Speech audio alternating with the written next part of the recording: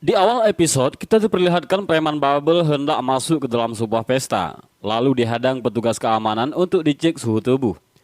Setelah itu, mereka melihat ada kedutaan besar Italia untuk Korea dan tidak jadi dirobohkan di gedung tersebut.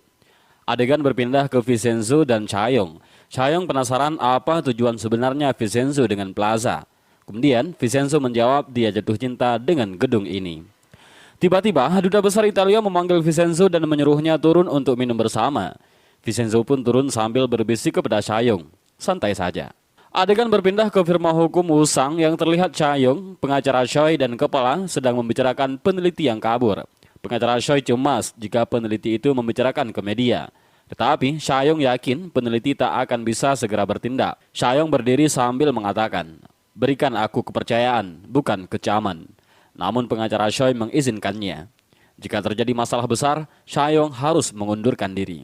Di sisi lain, para penduduk plaza berhasil dan merasa senang karena telah mengagalkan perobohan gedung plaza. Kembali lagi ke firma hukum Wusang, Chaeyong melihat para pegawai lain sedang mengintip pengacara Choi. Ternyata pengacara Choi sedang melakukan zumba di ruangannya. Chaeyong ikut melihat dan berkata, "Keren, ini rahasia kehebatannya." Jang Junwoo menghampiri Chaeyong dan Chaeyong memperlihatkannya sambil pergi ke ruangannya. Kemudian Chaeyong meminta laporan data Vincenzo ke Junwoo bahwa Vincenzo memang pengacara dan dia bersih dari kriminalnya. Adegan berpindah. Di situ, pemilik restoran Italia terlihat marah-marah ke Vincenzo bahwa dia tidak bisa memasak sama sekali dan menyangkalnya. Di pesta itu, para duta besar Italia dan semua orang suka dengan masakannya. Namun Vincenzo menjawab, "Orang mabuk tak bisa bedakan rasa kotoran dan doenjang." Dan Vincenzo menyuruhnya buatkan pizza. Tak lama kemudian pizza dihidangkan. Vincenzo mencicipinya dan memuntahkannya lagi. Pemilik restoran itu cemas. Kemudian Vincenzo membayar sambil mengatakan, "Aku mengetahui sampah berbentuk pizza." Dan dia pun keluar begitu saja. Sampai di luar, Vincenzo bertabrak bahu dengan pria dari BIN. Vincenzo menanyakan, "Apakah kita pernah bertemu?" Orang itu menjawab dengan gugup, "Ya, di pesta semalam." Kemudian Vincenzo dipanggil oleh bawahan Pak Hong dan pria dari BIN masuk ke restoran Italia ingin melamar kerja. Dia siap tidak digaji atau tidak diberi makan asal bekerja di restoran itu. Pemilik restoran itu langsung mengizinkannya. Di sisi lain, Vincenzo, Pak Hong, dan bawahannya sedang membahas bahan utama RDU90, obat baru farmasi Babel. Vincenzo mengatakan kepada mereka bahwa obat baru itu narkotika. Pak Hong dan bawahannya baru tahu dan yang mereka tahu obat baru itu pereda nyeri. Namun farmasi Babel membohongi semua orang yang terlibat. Pak Hong terlihat kesal dan ingin menghalangi dengan cara apapun. Kemudian Vincenzo menerima telepon dari seseorang. Dengan terburu-buru, Vincenzo menuju ke kuil membantu memasang karpet penghangat yang terlihat pria dari BIN mengikutinya. Kemudian Vincenzo melihat anak-anak sekolah yang sedang merokok dan menyuruh membuang rokok ke tempat sampah. Namun anak-anak itu membantah dan Vincenzo menghajar anak-anak sampai jerah. Lalu pria dari BIN mengira seorang mafia mendisiplinkan anak sekolah karena dosa di masa lalunya. Adegan berpindah ke Hong Chaeyong dan Jang Junwoo. Chaeyong terlihat berpura-pura menangis di depan apoteker itu karena ingin mencari informasi peneliti Min Chul yang kabur dan memperlihatkan sejumlah uang jika memberi informasi tersebut. Apoteker itu mengatakan bahwa dia tak ingin uang tersebut karena dia juga punya cukup banyak uang dan menelpon polisi karena merasa kesal. Chaeyong dan Junwoo pun pergi begitu saja. Adegan berpindah ke Pak Hong Yushan yang membaca surat pemberitahuan sidang pengadilan distrik Namdongbu. Min Chul memberitahukan secara detail ke Pak Hong bahwa uji klinis obat itu sama saja dengan pembunuhan. Mereka diperintahkan menyuntikkan RDU90 pada 5 objek untuk uji coba batas dosis sampai mana ketahanan seseorang. Kemudian Pak Hong meminta Min Chul bersaksi kebenaran, tetapi peneliti Min Chul enggan bersaksi jika keluarganya tidak aman. Kemudian Vincenzo datang menghampiri Pak Hong. Vincenzo mengatakan Pak Hong tidak bisa mengalahkan Babel dan menyuruh mundur. Pak Hong bersikeras ingin mengalahkan Babel. Tiba-tiba Pak Hong dapat telepon dari rumah sakit dan mengajak Vincenzo untuk ikut dengannya. Sesampai di rumah sakit, mereka menemui Oh Gyeongja yang berbaring di rumah sakit. Kemudian Pak Hong menanyakan keadaannya dan mengenalkan Vincenzo kepada Oh Gyeongja. Pak Hong ingin meminta sidang ulang dan tak ingin mempermudah hidup para penjahat. Namun Gyeongja tidak ingin sidang ulang karena akan memperumit masalah. Adegan berpindah, para pegawai Wusang sedang berpesta di sebuah bar yang diadakan oleh pengacara Choi Myung-hee. Pengacara Choi ingin semua pegawai menunjukkan bakat lain di depannya.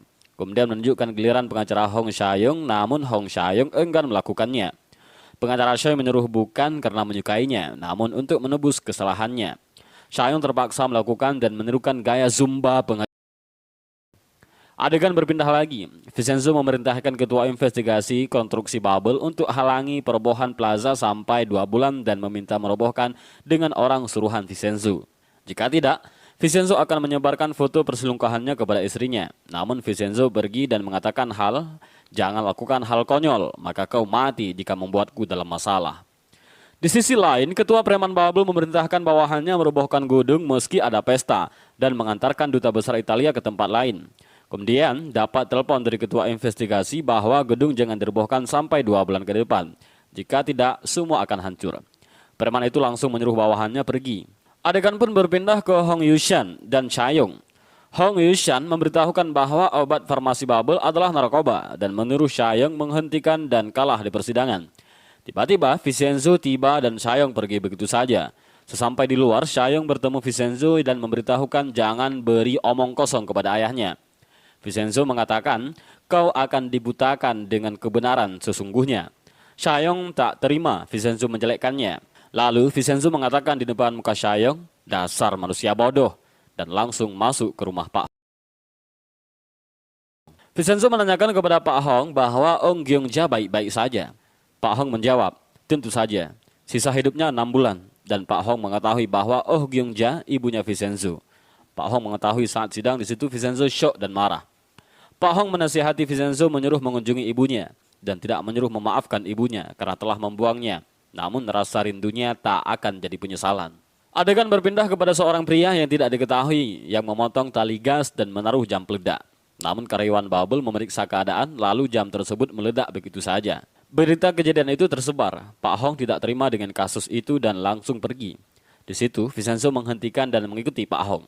Sesampai di TKP, Pak Hong terlihat kesal dan marah-marah karena ledakan tersebut disengaja, namun polisi menyangkal hal tersebut. Namun Vincenzo menyuruh pergi Pak Hong karena ada yang mengintai mereka.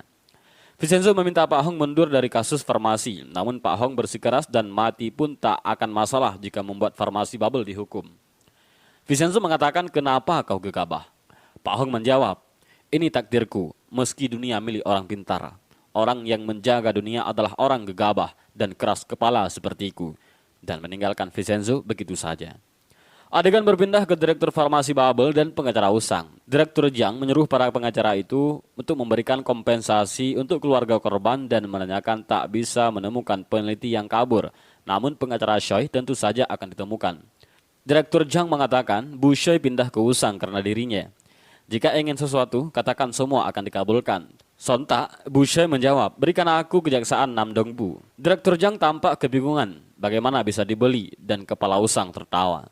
Kemudian direktur itu pergi. Bu Choi menanyakan kepada kepala usang, dia tidak percaya bahwa dia pimpinan bubble, yang terlihat lamban dan tak paham situasi. Dan pengacara Choi dapat pemberitahuan bahwa peneliti ditemukan, dan peneliti itu sudah bertemu Pak Hong. Kepala usang terkejut mendengar hal itu.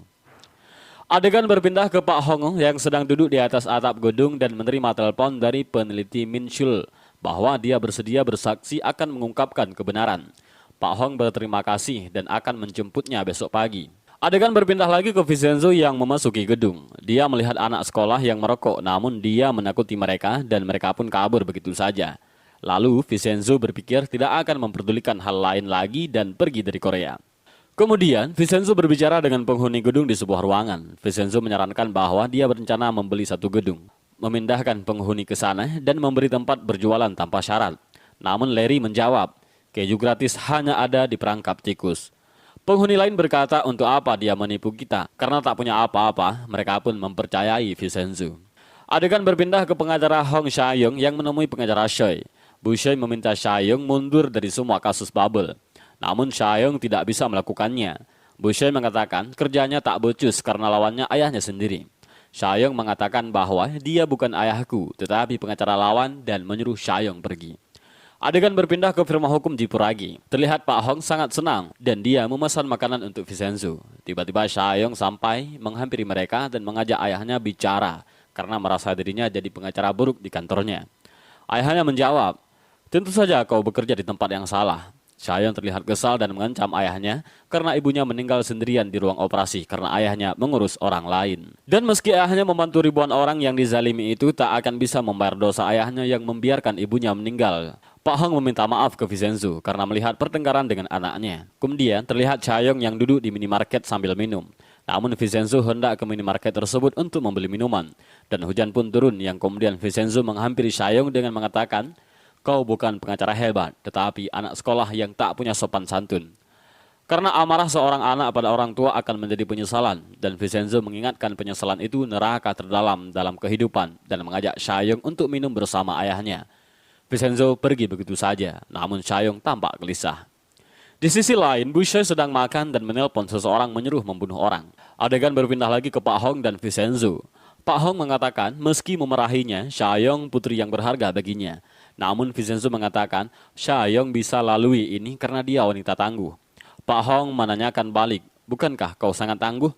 Vincenzo menjawab, dia tidak tangguh atau baik. Namun Pak Hong menjelaskan orang lemah tak akan pergi ke persidangan ibu yang membuangnya. Vincenzo pergi ke sana karena mau tahu seberapa sulit hidup ibunya. Adegan berbalik lagi ke Hong Chayoung, dia mengatakan dia ke sana tidak datang untuk menemui ayahnya. Dia hanya ingin makan kimchi tahu. Dia hendak pergi, namun pelayan minimarket memanggilnya dan memberikan payung dari Vincenzo. Chayoung pun tersenyum. Adegan berpindah ke peneliti Min Chul dalam sebuah kamar hotel yang tiba-tiba ada orang yang menyamar menjadi polisi. Namun Min Chul lompat dari jendela dan langsung kabur, lalu dia bersembunyi di sebuah kapal dan menelpon Pak Hong. Di sisi lain, Pak Hong hendak merokok di luar, namun ada pria meminta rokok kepadanya sambil menatap dengan tatapan yang tajam.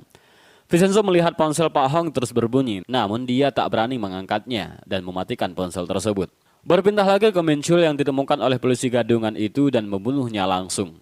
Vincenzo bertanya kepada Pak Hong, apakah ada yang disembunyikan darinya? Pak Hong menjawab, ada. Ketulusan yang tak diketahui siapapun. Vincenzo bilang kepada Pak Hong, ada yang menelponnya tadi dari RDU 90. Lalu Pak Hong menelpon balik peneliti Min Chul.